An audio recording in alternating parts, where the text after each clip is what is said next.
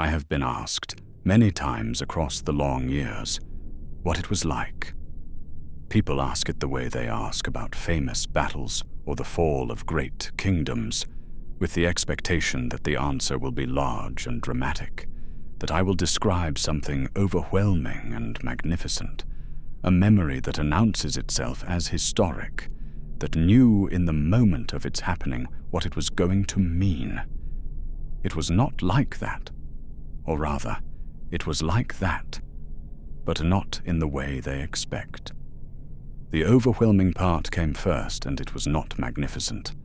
The magnificent part came later and arrived so quietly, so privately, in such an unremarkable physical gesture that I have sometimes hesitated to tell it because it sounds too small for what it was. But it was not small. Nothing that happened that morning was small.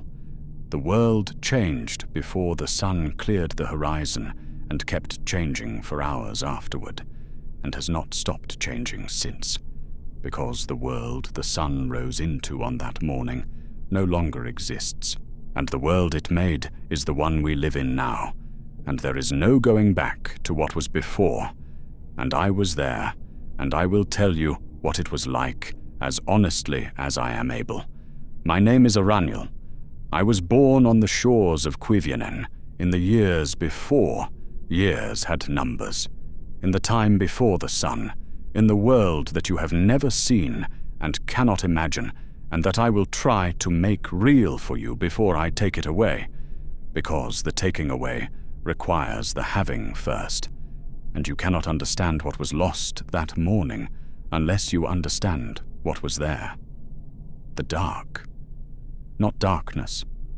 I need to separate those words immediately, because they do not mean the same thing, and using them interchangeably is the source of most misunderstandings when people try to imagine the world before the sun. Darkness is the absence of light. It is what you have now when you close your eyes, when you enter a room with no windows, when the fire dies, and you are left waiting for your eyes to adjust to nothing. Darkness is a deficiency, a lack, something missing that should be present. That was not the world I grew up in. The world I grew up in had light. Different light, older light, the light of stars that had been kindled by Varda before my people first opened their eyes on the shores of the inland sea. Not bright light.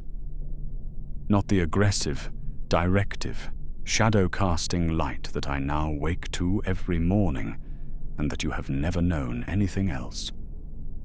A diffuse light, sourceless in the way that a cloudy sky is sourceless, arriving from everywhere at once, and therefore casting no shadows, making no distinctions between one side of a thing and another, illuminating the world in a way that was complete without being intense.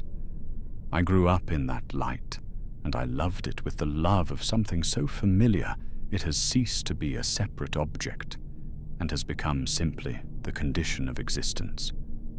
The stars above Cuivienen were not points of light in a dark sky the way they are now, competing with the sun for attention, visible only when the sun has set, and even then diminished by the memory of the day's brightness. The stars above Cuivienen were everything.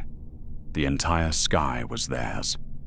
Every one of them visible at every moment, the whole vast population of lights that Varda had scattered across the heavens present simultaneously, the sky so full of them that walking under it was walking under something that felt intentional, personal, made for the specific purpose of being looked at by the specific people looking at it.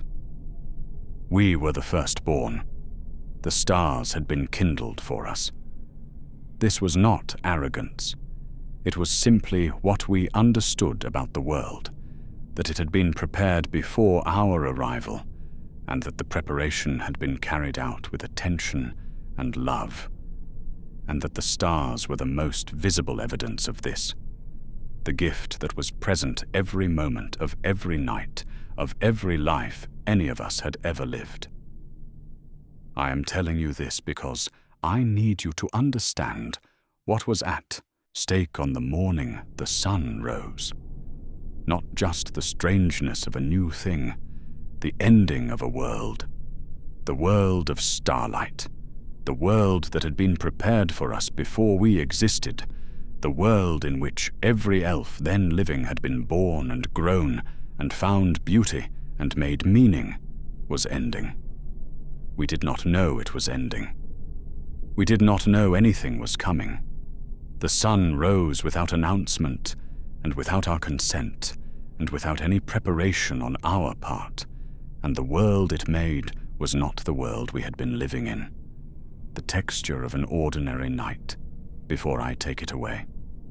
The lake at Cuivienen on a still evening, the stars reflected in the water so completely that you could not easily determine where the water ended and the sky began, the whole surface of the lake a mirror of the heavens, and standing at the edge of it with the image of stars below your feet and the reality of stars above your head, the specific feeling of being surrounded by something vast and beautiful and entirely familiar.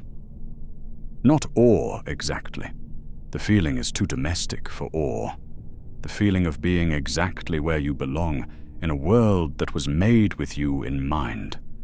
The quality of starlit shadows, which were not the hard-edged directional things that sunlight produces, but soft gradations, places where the light was slightly less present, transitions rather than boundaries.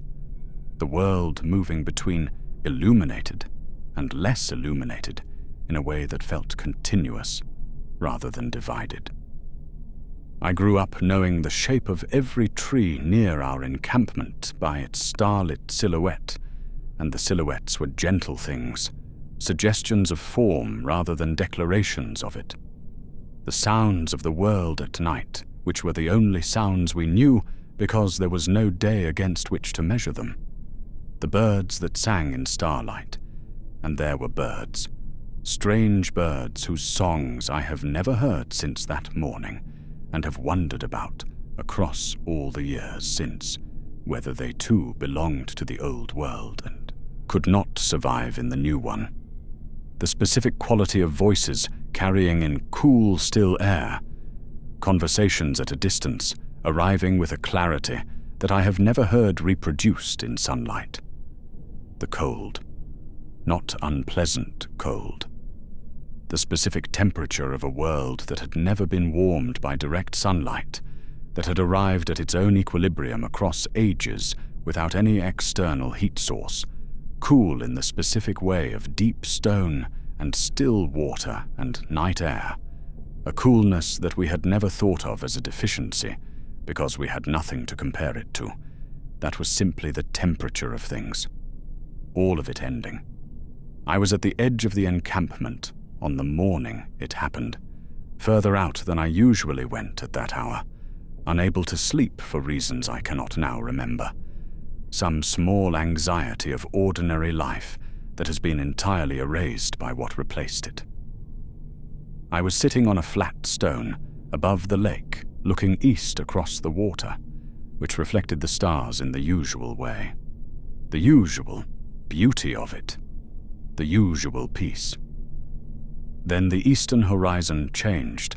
I notice I keep using the word changed when what I mean is something more specific and more wrong. The horizon did not simply change the way a horizon changes when weather approaches, when clouds build or thin, when the quality of the night air shifts.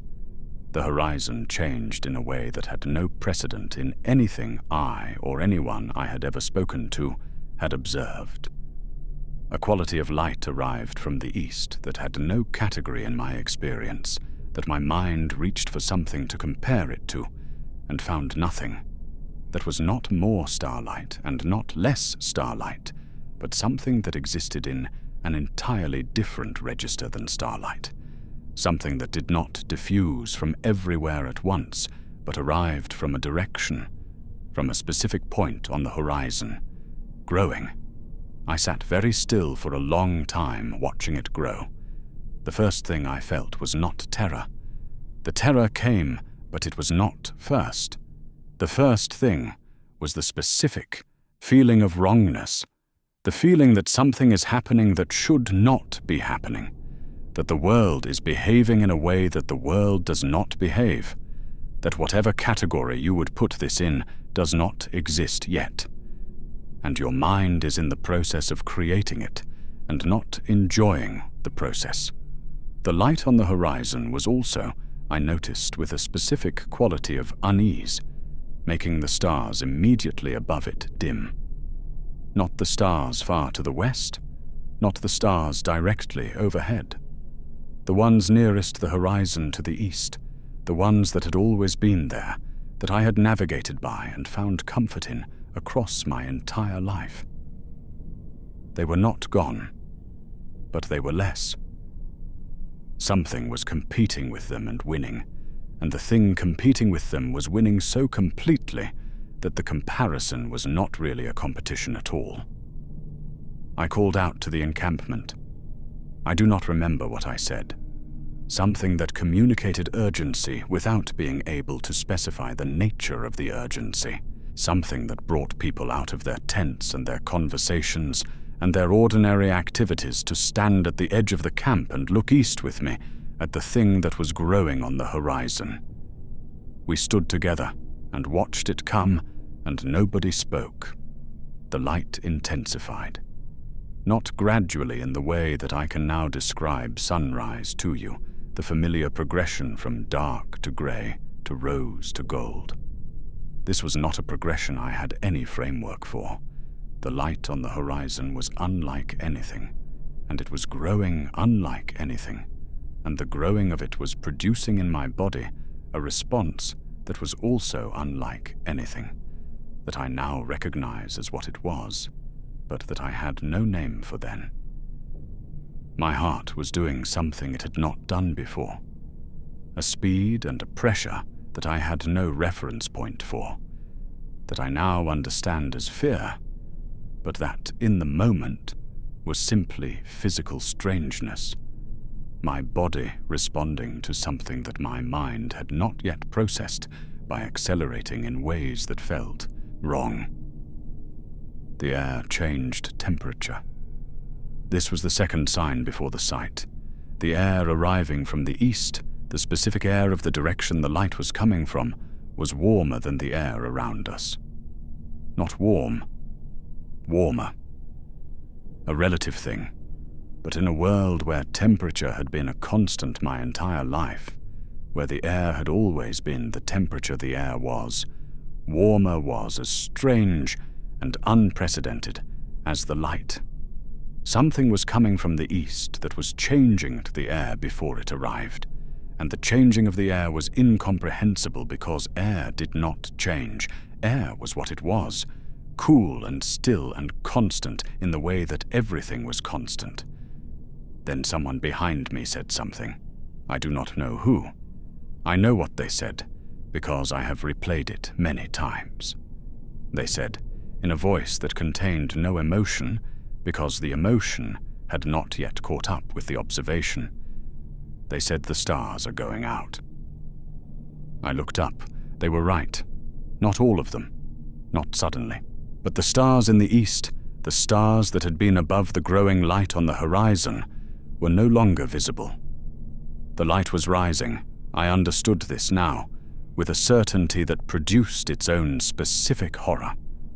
Something was rising in the east, and it was rising with the specific quality of things that are very large and very far away, moving with a slowness that implied scale, and as it rose it was consuming the stars, or not consuming them but drowning them, making them invisible not because they were gone, but because something brighter had arrived in the same sky, and brightness has a hierarchy, and whatever was coming was at the top of it. The stars were going out. I had been alive since before counting, and I had never once looked at the sky and seen fewer stars than the night before. The stars were fixed. The stars were permanent. The stars had been kindled by Varda for our arrival, and they were as constant as anything in existence. the most reliable thing I knew about the world, present every night of my entire life without exception or variation. They were going out. I think this was the moment the terror arrived properly. Not the strange light, not the wrong temperature of the air, not even the unprecedented quality of what was happening. The stars going out. The specific loss of the most permanent thing I knew. The world removing something that had defined the sky since before I existed, in real time, while I stood and watched. The people around me were not silent anymore. I cannot describe the sound of a community of elves discovering simultaneously that something fundamental about the world has changed without their consent. It was not screaming. It was not panic in the way that battles produce panic. It was something more disoriented than that, something that had no template, the specific sound of minds encountering something they have no categories for, and beginning to fracture slightly under the weight of the processing. Children were crying, not because they were hurt, because the adults around them were afraid, and children understand fear before they understand its cause, and the adults were afraid in a way that was visible and physical and impossible to conceal. Then the sun cleared the horizon. I have tried many times to describe this moment, and I will try again now, and I will fail again, and the failing is part of the truth of it, so I will include the failing in the account. Nothing in language is adequate to the first sunrise, because language was built by minds that had always had the sun and had developed their vocabulary for light and brightness in a world already calibrated to those things. The words for bright and brilliant and overwhelming exist in the context of a world where the sun is the background assumption and everything else is measured against it. I did not have those words when the sun rose. I had words for the specific quality of starlight and the specific quality of darkness and nothing between them. And the sun was not between them. The sun was beyond the far end of a scale I did not possess. I covered my eyes. Everyone around me covered their eyes. Not a decision, not a choice made by minds in possession of options. An automatic physical response, the body acting without instruction to protect a sensory organ, being subjected to more input than it had been designed in the world we had lived in, to receive. My hands were over my eyes, and the light was still present through them, reaching through the skin of my palms, which had never happened before because nothing had ever been bright enough to do this, and the reaching of it through my closed hands was itself one of the most frightening things that had happened yet. The light that could not be escaped by the simple act of not looking at it. I heard people falling to their knees on the ground around me, not in reverence, in overwhelm, the specific physical collapse of bodies that have received more than they can process and have chosen the ground as the appropriate response. I was on my knees too. I do not remember choosing to be there. Around me, I was dimly aware of the encampment in chaos, not violent chaos, the chaos of a community that has encountered something simultaneously universal and completely individual, everyone experiencing the same event through their own specific body and their own specific fear. The sound of it, a confusion of voices and children, and the specific distressed murmur of adults who do not know what to tell their children because they do not know what is happening themselves. An elder I knew, one of the oldest of our people, was standing very still, with her eyes completely covered, both hands pressed flat against her face, not moving. I watched her for a moment, and could not determine if she was praying or simply refusing to look, if this was an act of faith or an act of denial, and I think now that it was probably both, and that the distinction did not matter. The heat arrived a moment after the light, or perhaps it arrived with the light, and my mind registered them separately because both were so unprecedented that processing them simultaneously was not available to me. Heat from above, from a point in the sky, directional heat, arriving on the skin like the light arrived, from a specific source, not the ambient temperature of the world, but something added to it from outside, from above, from the thing that was now fully above the horizon and occupying a section of the sky that nothing had ever occupied before. I kept my hands over my eyes for a long time. Around me, the sounds changed. The crying continued, the children and some of the adults. But underneath it, something else began. Murmuring. The specific sound of people beginning to process an experience after the initial shock of it. The mind starting to engage with what it has received. Beginning the work of making sense of something that has no precedent. I do not know how long I was on my knees. Long enough for the immediate, overwhelming shock of it to move through its first phase.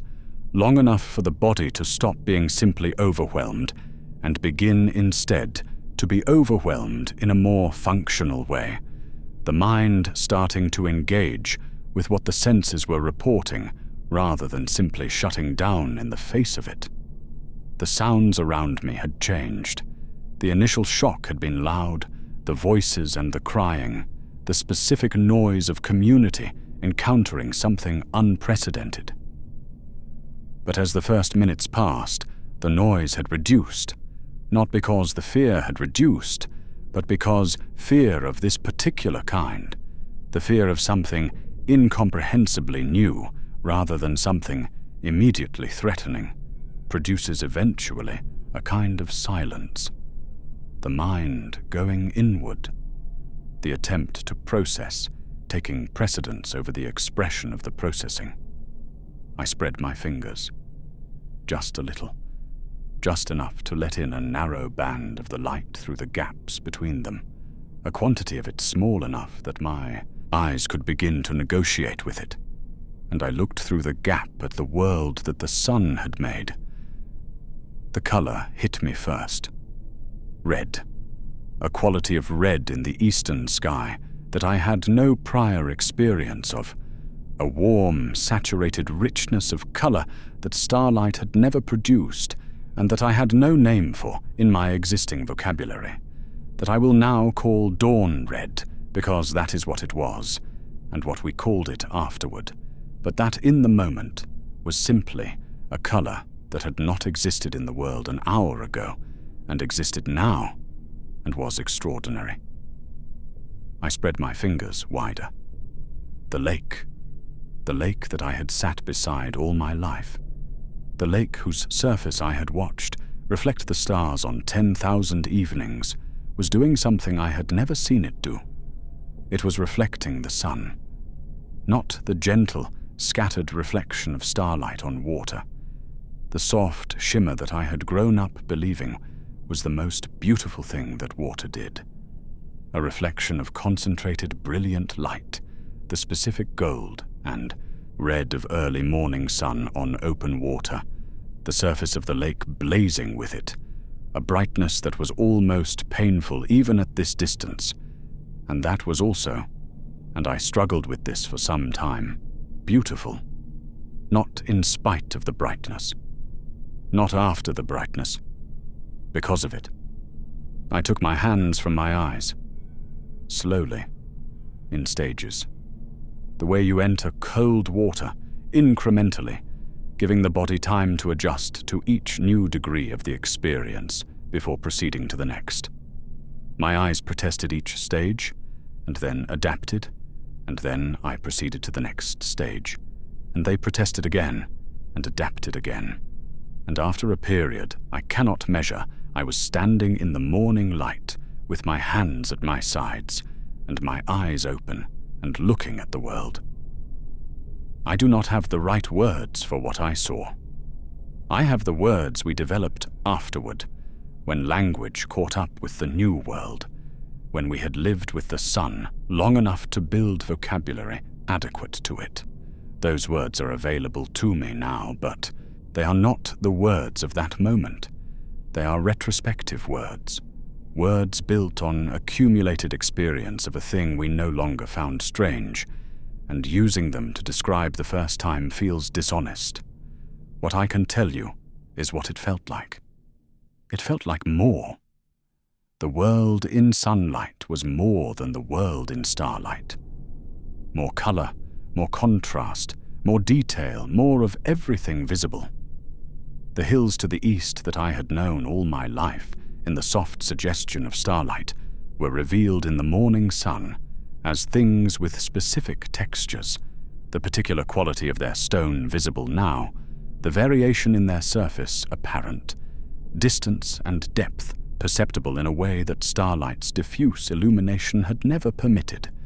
Things I had looked at all my life and thought I knew, known now differently, known as they actually were, rather than as the gentle, insufficient suggestion of them that starlight had provided.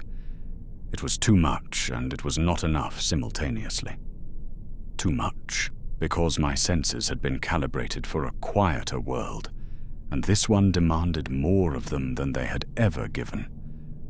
Not enough, because each new thing I looked at produced more new things, and the supply of new things seemed inexhaustible, and I wanted to look at all of them at once, and could not. Then the warmth reached me fully. I have described the warmth arriving with the light, and it had. But there is a difference between warmth arriving and warmth arriving fully. Between the first tentative heat of a low sun and the accumulated warmth of a sun that has been above the horizon long enough for its heat to build.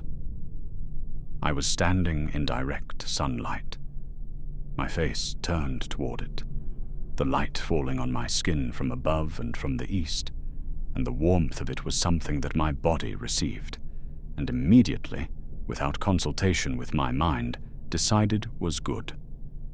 I had not known I was cold.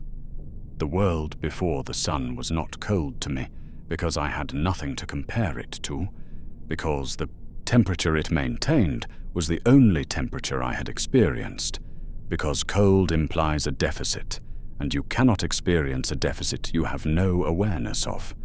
But standing in the sun on that first morning, feeling the heat of it on my face and my hands and the back of my neck, I understood suddenly and completely that I had been cold all my life and had not known it, and that this specific quality of warmth arriving from a single blazing source in the sky was something that nothing in my existence had prepared me for, and that I hadn't known was missing.